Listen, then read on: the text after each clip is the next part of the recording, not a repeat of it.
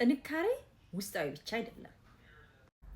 ጥንካሬ ውስጣዊ ብቻም ደግሞ አይደለም፣ ኢንቫይሮንመንትም ይወስነዋል። ምንድነው የምንሰማው፣ ምንድነው የምናየው፣ ከማን ጋር ነው የምንውለው፣ ከማን ጋር ነው የምንሰራው፣ እነዚህ ያሉ ነገሮች በሙሉ አንድ ላይ ጥንካሬያችንን ሊያዳብሩልን ይችላሉ ማለት ነው።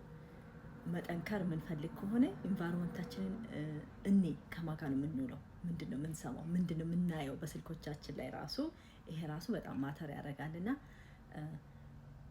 ጥንካሬያችንን እንግዲህ ቢልድ የምናደርግ ከሆነ የምንሆንበትን ቦታ ኢንቫይሮንመንቱን እንየው እላለሁኝ።